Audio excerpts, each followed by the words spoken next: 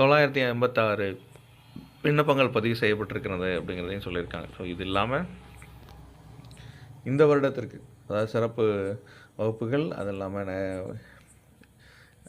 முன்னெடுப்புகள் என்னென்ன பண்ணியிருக்காங்கிறதையும் தாண்டி புதிய கல்லூரிகளுக்கெல்லாம் நிரந்தர கட்டிடம் ஏற்கனவே பல கல்லூரிகள் தொடங்கப்பட்டு அவர்கள் வந்து தற்காலிக கட்டிடத்தில் இயங்கி வந்த 14 கல்லூரிகளுக்கு 13 கல்லூரிகளுக்கு நிரந்தர கட்டிடம் வந்து 159 கோடி ரூபாய் செலவில் கொடுத்துருக்காங்க. இது வந்து ஸ்ரீவில்லிபுத்தூர், சங்கரன்கோவில், ஆலங்குளம், காட்டுமன்னார் கோயில், வானூர், ரிஷிவந்தியம், ராமேஸ்வரம், தரங்கம்பாடி, புளியங்குளம்.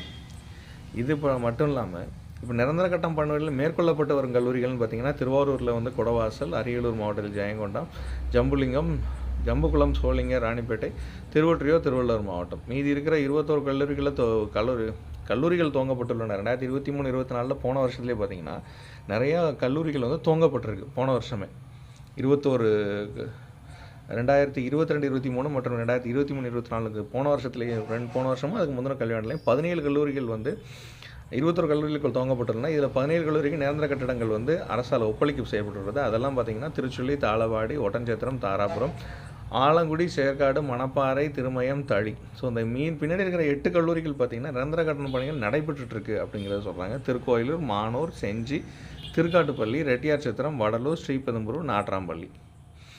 ஸோ அதுக்கப்புறம் பார்த்திங்கன்னா இந்த கல்வியாண்டில் நிறைய கல்லூரியில் உள்கட்டமைப்பு வசதிகளுக்காக ஒவ்வொரு 48 அரசு கலை மற்றும் அறிவியல் கல்லூரியில் வகுப்பறைகளுக்கு தேவையான 4900 இருக்கையிடும் கூடிய மேஜைகள், 1155 ஆசிரியர் மேஜைகள், 612 எண்ணிக்கையிலான செராமிக் பலகைகள்னு சொல்லிட்டு நிறைய ஒதுக்கீடு செஞ்சுருக்காங்க.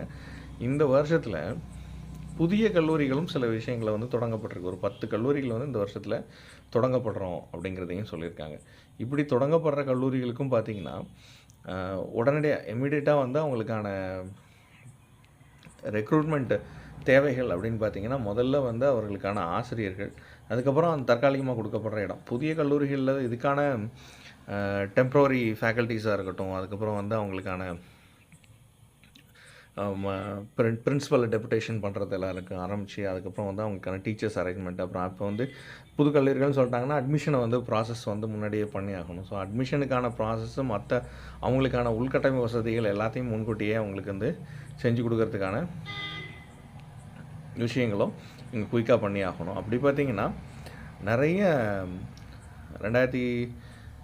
2024-25 பார்த்திங்கன்னா இந்த கவுன்சிலிங் வந்து கொடுத்துருக்காங்க. இதில் வந்து 397 அப்ளிகேஷன் வாங்கி 198 தகுதியான உதவி பேராசிரியர், இணை பேராசிரியர்களுக்கு வந்து பணி மாறுதல் செஞ்சு கொடுத்துருக்காங்க. இந்த வருஷத்தில் பார்த்திங்கன்னா 161 கல்லூரிகளில் வந்து எங்கே வந்துருக்குது இல்லை 10